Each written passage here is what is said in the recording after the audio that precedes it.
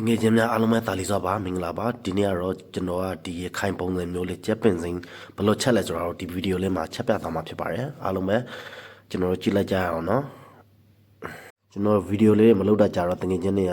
ဗီဒီယိုလုပ်ပါအောင်ဆိုလို့ကျွန်တော်ကလည်းဒီနေ့ချက်လုံးဝဗမာချက်တော့ဒါရိုးရိုးချက်ပါဒါကိုဝေလာလိုက်တယ်အဲ့ဒီချက်ကမှကျွန်တော်ကတကောင်လုံးမချက်ပါဘူးဒီချက်တောက်တွေတောင်ပန်တွေဝယ်ချက်မှာပါအဲ့ဒါကိုကျွန်တော်ကပင်စင်လေးနဲ့ချက်မှာဖြစ်ပါတယ်ဒီနေကျွန်တော်အခုနေပြည်တော်ရောက်နေဆိုတော့နေပြည်တော်မှာအင်ဂျက်တွေကဒီရိုးရိုးချက်တွေကဈေးတက်မှာတယ်ဒါတကောင်လုံးမှာ1000လောက်ပဲရှိပါတယ်အဲ့ဒါကိုကျွန်တော်ကတုံးလေးတုံးလိုက်ပြီဆိုတော့ပထမဆုံးနှွှင်းလေးရယ်စားလေးရယ်ဒီဟင်းခက်မှုနည်းနည်းထိပ်ပြီးတော့ကျွန်တော်ကနှက်ထားလိုက်မှာဖြစ်ပါတယ်ချက်နည်းနည်းမိနစ်20လောက်နှက်ထားလိုက်မှာဖြစ်ပါတယ်โอเคချက်သားနှက်ပြီးဆိုတော့ကျွန်တော်ကပင်စင်းလေးတောက်ခုမှဖြစ်ပါတယ်ဟုတ်ကဲ့ပင်စင်းရဲ့အင်ရှင်းမှာစိုက်ထားတာဆိုတော့ကျွန်တော်ကဒီအခုလောလောဆယ်ကျွန်တော်ရောက်နေတဲ့နေရာရဲ့ဒီအချင်းမှာစိုက်ထားတာပါပင်စင်းကအဲ့ဒါကိုသွားပြီးတော့ကျွန်တော်ခုမှပြပါတယ်တွေ့လားမိုက်တယ်နော်ပင်စင်းမဲ့နေနုနာပဲဒါကိုကျွန်တော်ကအဖျားလေးခုမှပြပါတယ်ဒီချက်သားဒီပင်စင်းဟင်းဆိုတော့ကျွန်တော်တို့ပင်စင်းမဲ့နေမမြတ်ထဲမှာရမှာအဲ့ဒါကြောင့်ကျွန်တော်နေမမြတ်လေးခုမှပြပါတယ်ဒီနေ့ခူးရတော့သိအားမရဘူးဘာလို့လဲဆိုတော့ဒီလက်တစ်ဖက်နဲ့ကင်ပြီးရရတာမဟုတ်လို့ကျွန်တော်က tripod ကလည်းအိမ်မှာဒီရင်ကောင်မှာပဲထားရကျွန်တော်ဘာမလောက်โอเคဒီလောက်ဆိုတော့ရပါပြီကျွန်တော်မလောက်ရင်လည်းထက်ခုမယ်ခဏနေโอเคဒါပြီးရင်ကျွန်တော်ကငုတ်သီးကိုစပြီးထောင်းပါတော့မယ်ငုတ်သီးကဒါငုတ်သီး6မဟုတ်ပါဘူးဒါ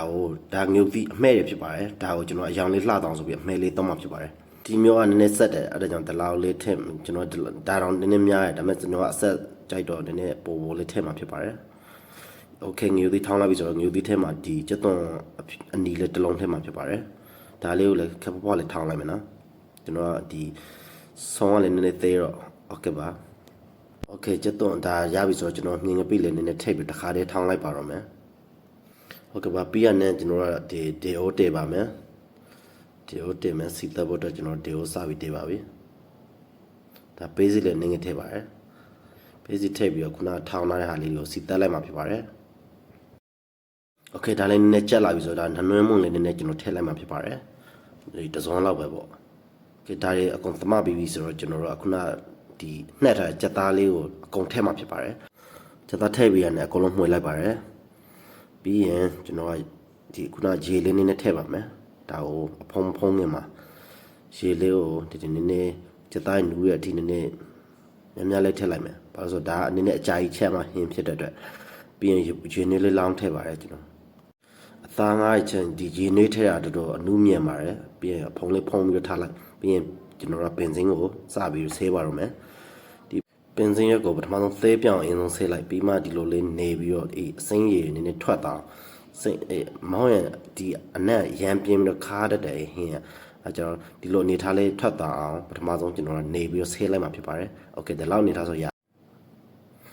โอเคဩဝဆူလာပြီဆိုတော့ကျွန်တော်တို့ကပထမဆုံးဒီပင်စင်းမထည့်ခင်မှာဒီဟင်းခက်လေးနှစ်စွန်းလောက်ထည့်မှဖြစ်ပါတယ်โอเคဒါပြီးရင်စားလေးနည်းနည်းထည့်ပါမယ်โอเคအကောင်တမအောင်ဝင်လိုက်မယ်โอเคနည်းနည်းကြာကြာချက်ပြီးဆိုတော့ဘလို့အနေထားရှိလဲကြည့်အောင်โอเคရေလေးတော့နည်းနည်းခန်းလာပြီဆိုတော့ကျွန်တော်တို့ကဒီဟိုဖြစ်နေနော်နည်းနည်းကြက်သားတွေကလည်းနူးခါစားပြုတ်နေပြီဆိုတော့ကျွန်တော်တို့ကပင်စင်ခုနနေထားတဲ့ပင်စင်လေးထည့်မှဖြစ်ပါတယ်ပြီးရင်မှွေပေးလိုက်ပါအကောင်လုံးတော့နှံ့တောင်လုံးဝတအိုးလုံးနှံ့တောင်မှွေပေးလိုက်